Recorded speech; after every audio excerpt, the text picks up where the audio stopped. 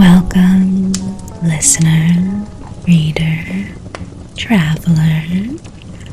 I have the very delayed part 2 to our story here. I had some technical complications, but we figured it out and we're back. So let's get into it. Part 1. Morning does not arrive all at once. It seeps a pale silvery light that filters through the dense canopy above, catching in strands of low-hanging mist that coil lazily between the trees. The forest floor is damp, dark, and softly uneven beneath you. Layers of decomposing leaves that give just slightly with every breath of movement. For a long moment there's only stillness. No birds, insects, just the slow, patient drip of water gathering on leaves and falling in irregular intervals, like a clock that's forgotten how to keep time. You wake into that quiet, and your passive perception is high enough to know that you're being watched. You hear the faint shift of fabric before you turn to see her.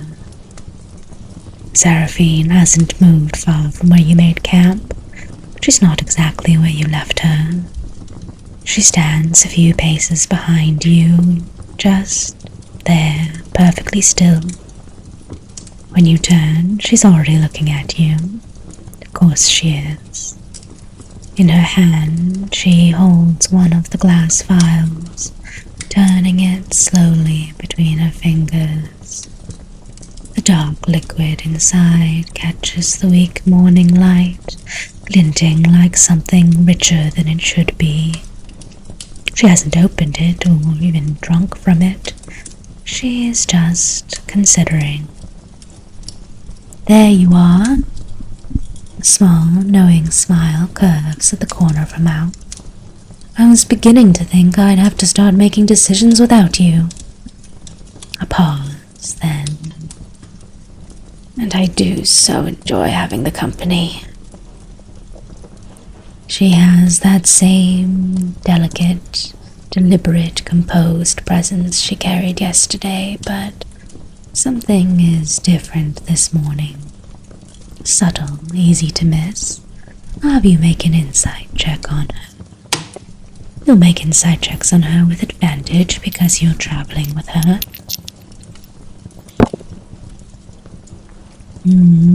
Quite good, 15. You notice that she has a tension in her.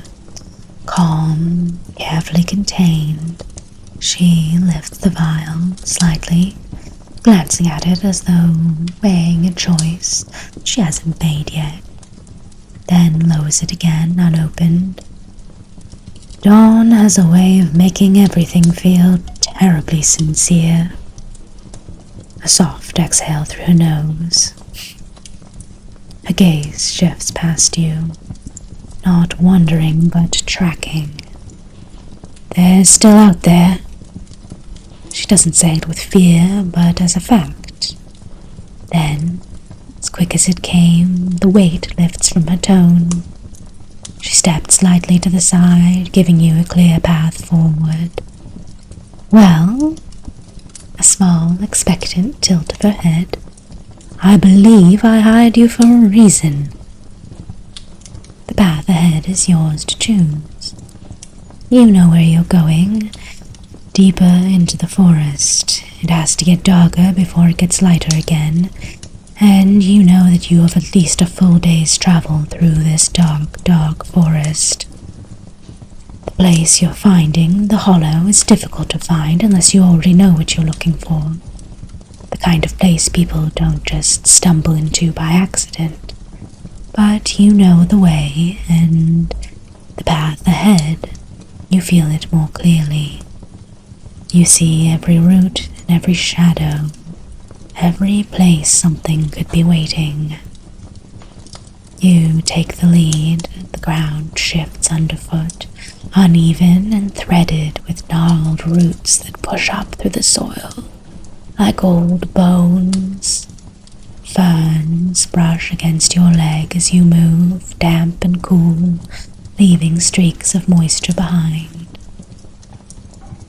Branches hang low in places, forcing you to duck or push them aside. Always that oppressive quiet. Behind you, she follows, matching your pace effortlessly. I'll have you roll me an investigation, survival check, a navigation check for me. Quite nice, 15.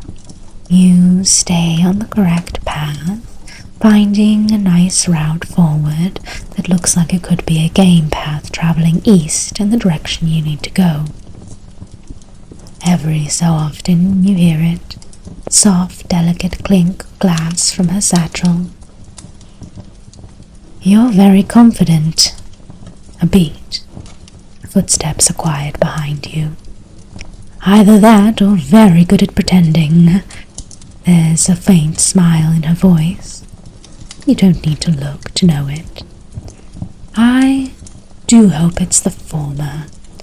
I would hate to discover I've placed my trust in theatrics. A pause, and then, softer, almost thoughtful.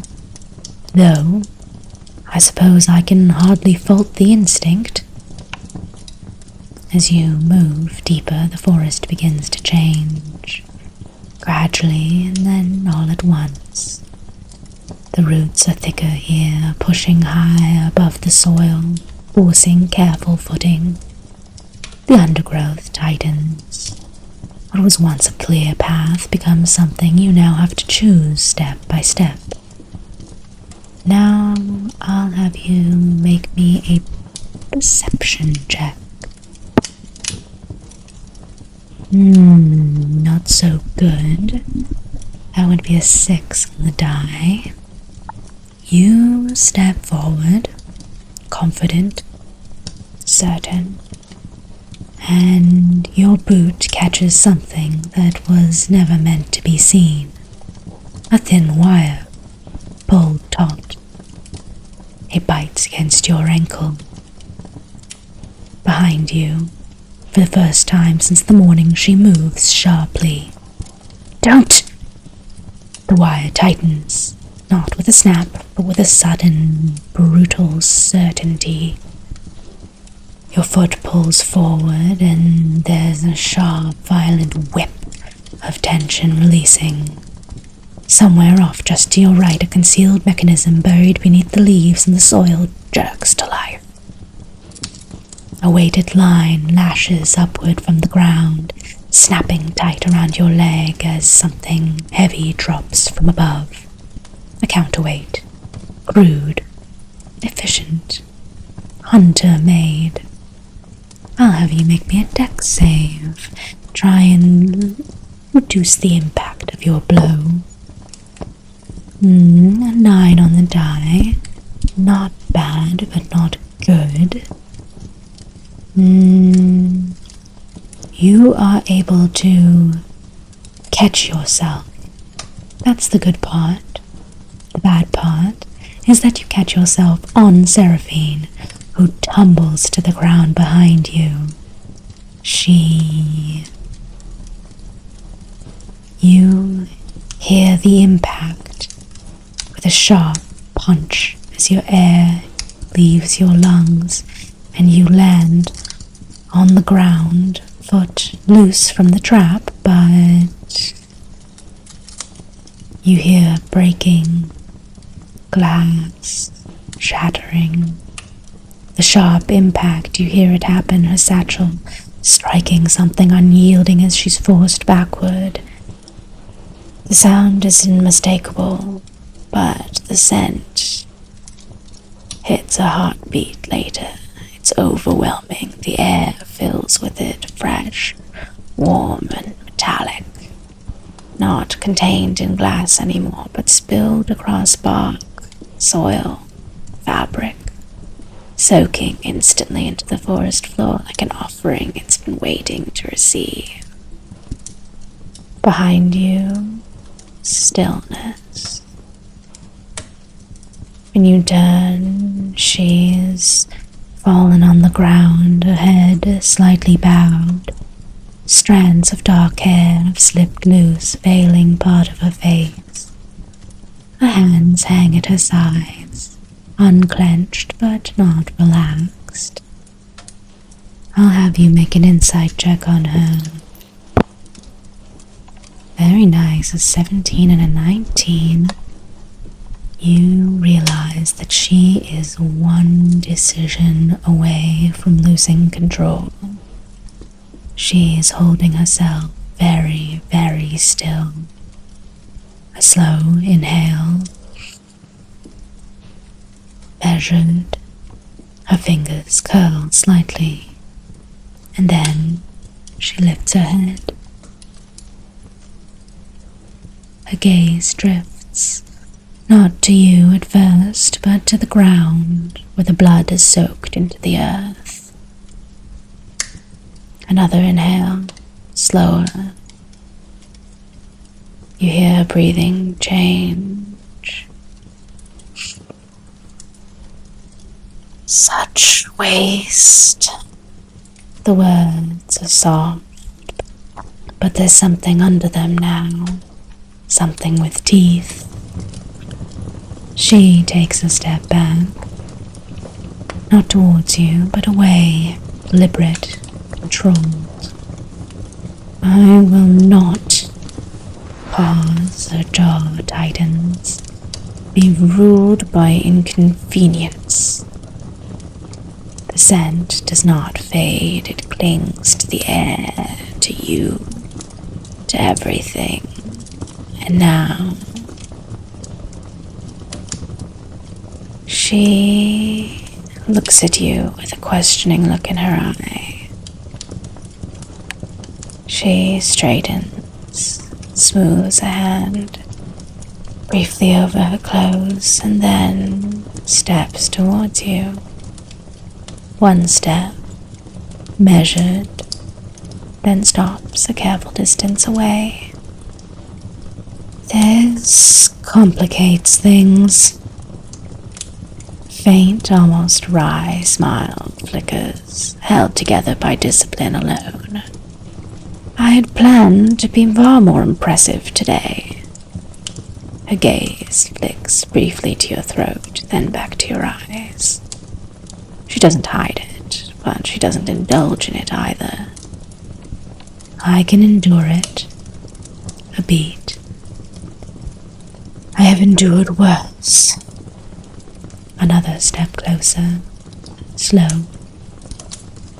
But endurance is not always the most efficient path. She looks at you, a smile in her eyes, a hint of something more dangerous behind them. If you'll permit it, pause, let the words settle. I would prefer not to test the limits of my restraint while we're still being hunted. Her voice lowers slightly. With intention. I will only take what is necessary. You stop. Consider her proposition for a moment. She'll be stronger with blood. She likely will stop. There hasn't been a lot that made you think otherwise, but you take a second, look into her eyes. I'll have you make an insight check.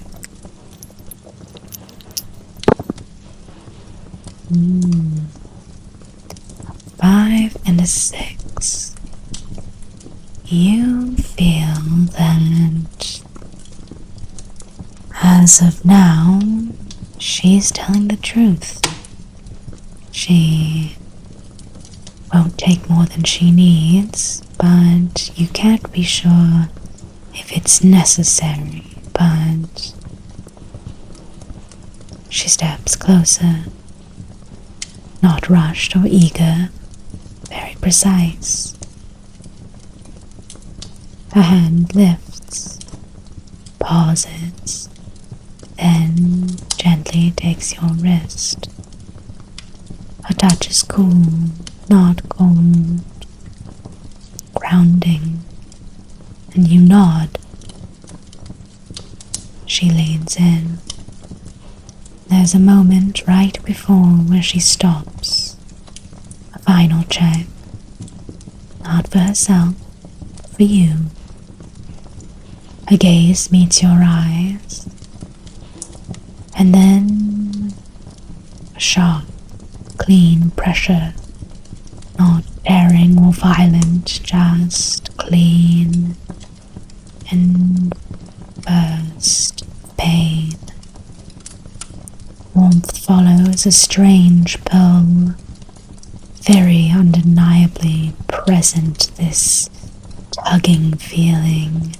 Your pulse echoes in your ears, or perhaps that's hers, and I'll have you make a con save.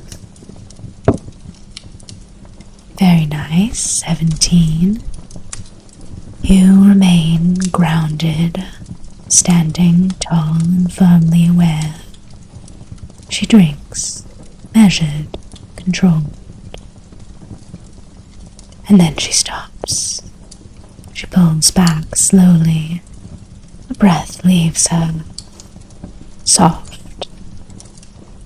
There. A flicker of something warmer returns to her expression. Color, almost. She releases you immediately. No lingering, no claim. You're still standing. Promising.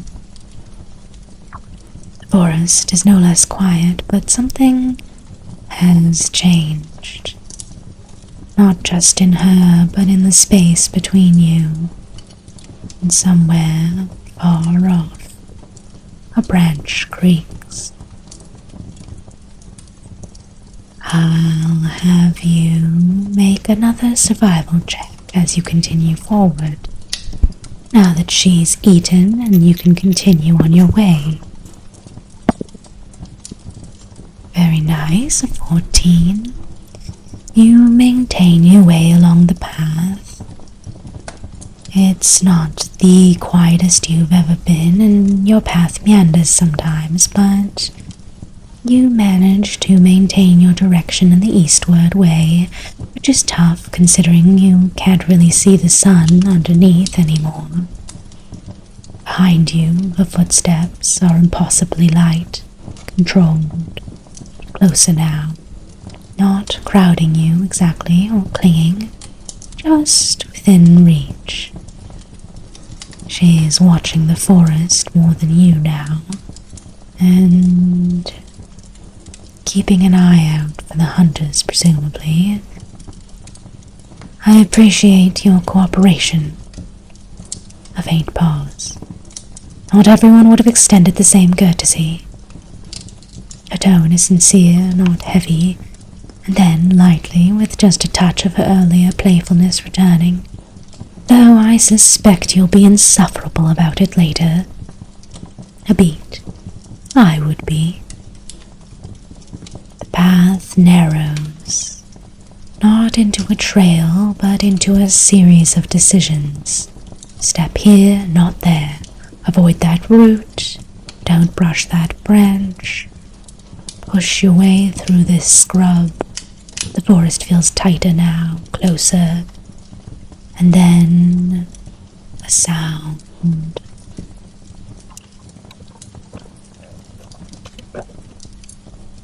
A drag to your left. Nails moving against bark. Slowly. She stops immediately. So do you. You freeze, and I'll have you make a stealth check. Very nice. Yes, that's a 16. You freeze quietly, trying to blend into the stillness of the forest, and the sound comes again, closer this time.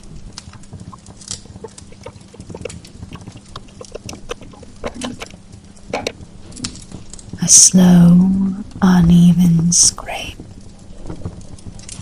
And then you see it, not all at once, but in pieces, as you see little gaps between the trees. A hand first, long fingers, too long. The nails are thick and dark, slightly curved, worn and split from clawing. Then you see an arm, skin stretched over it, almost translucent in the weak light. Beneath it, veins spider outward in branching patterns, dark and heavy like rot trapped beneath glass. Then it leans into view. Its posture is wrong, hunched and yet somehow humanoid, as though it remembers standing and prefers not to.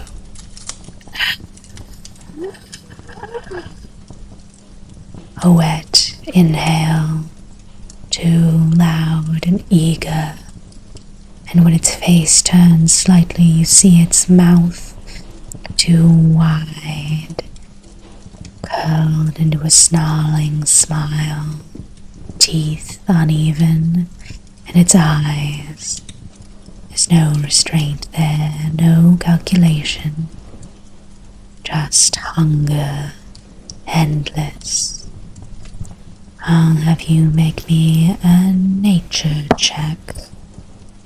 Very good, 17.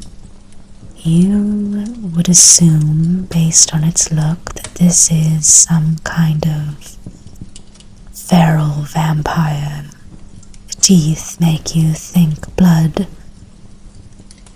but the body is almost worn with decay.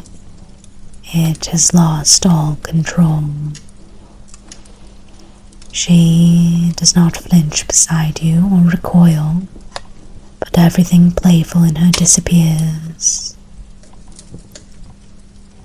The creature shifts, its head tilts. It's noticed something, and it moves, not slowly, but in short, jerking motions, stopping, sniffing the air. One foot drags slightly above the other. The creature stops, its head lifts, and for one long, terrible second, you swear it looks directly at you. And then it moves on, abruptly, as if somewhere deeper in the forest, a sound has caught its attention more clearly. It disappears between the trees in a series of broken, unnatural motions. We go! Her voice comes without hesitation. She steps forward this time, moving with purpose beside you. That there is what they should be hunting. It hunts because it enjoys it. Her voice remains even, but there's something under it now. Not anger, not fear, but disdain. And yet, I am the one they would string up in the sun. A glance towards you, brief. Curious, isn't it? You don't speak for a while after that. A deeper quiet returns, but it's not the same as before. It's more aware. Each step feels permitted, as though you are being allowed to continue through this space.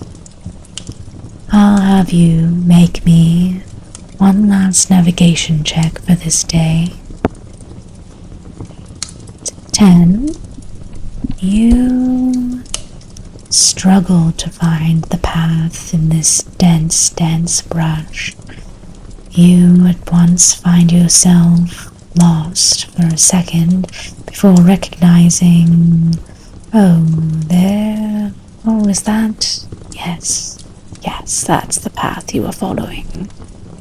You have to push through a bunch of brush and thorned plants. You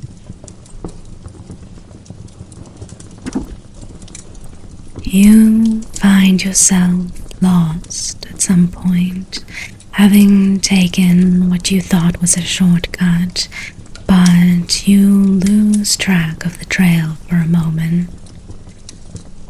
It takes a second, and eventually you notice a patch of bushes with a broken limb that looks similar. You make your way closer to the path, and finally the terrain begins to change. Gradually at first, as you find the trail that you were on, and then undeniably the tense tangle of roots gives way to firmer ground. The oppressive press of branches eases. The canopy above loosens just enough to allow pale daylight to filter in through the soft fractured. The canopy above loosens just enough to allow daylight to filter in soft fractured beams. The silence shifts, doesn't break for a second, but the oppressive nature lifts slightly, and then a bird call, distant, tentative, the first you've heard all day. Behind you, the footsteps remain steady, though no longer quite as close, just not as braced as she was. "You've relaxed," she says, a small pause. "Either that or you're very good at pretending." A faint echo of her earlier tone, but warmer now. You recognize where you are. The forest does not crowd, it does not twist, and you find yourself in what used to be a meadow but is starting to fill in. The forest stops trying to tug you back. Places like this are rare. She steps a little closer, her gaze drifting through the thinning trees. Ahead, you see just a break in the trees where the forest gives way to something older. Stone ruins, not grand or towering, but a low, weathered wall rising from the earth in an uneven line, half claimed by moss and creeping ivy. Time has worn their edges smooth, softened their purpose into something quieter, less defined. The ground within is undisturbed. No fresh tracks, no signs of hunters passing through. No signs of hunters passing through. I'll have you make a perception check. Oh dear. You don't notice any differences.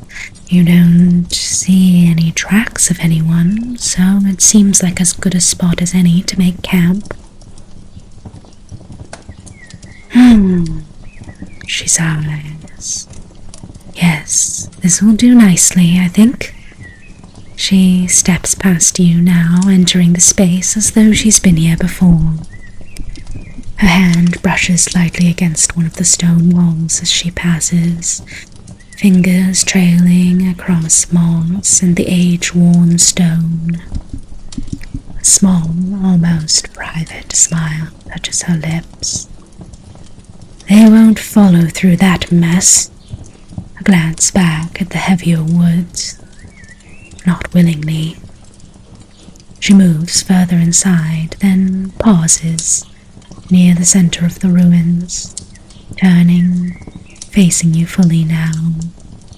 For the first time since morning, there's no tension in her at all. You've done exactly what I asked of you. A slight incline of her head. And more. I wanted to say thank you. Her gaze lingers for a moment on your face, and then a faint smile curves. There are worse things than hunger, and worse things than being hunted. Her eyes flick briefly to the forest beyond, where something unseen still moves. You've seen one of them now, that creature, that thing. Tell me, a soft tilt of her head. Do you understand the difference now? You nod. The ruins stand quiet around you. The forest watches from a distance. And between you, something has changed. Not fragile or fleeting, but chosen. And that's where we'll leave our story off for today, I think. With you and her in these ruins, resting for the day and planning your trek to the Hollow tomorrow. I hope you enjoyed, and I'll see you for the next piece.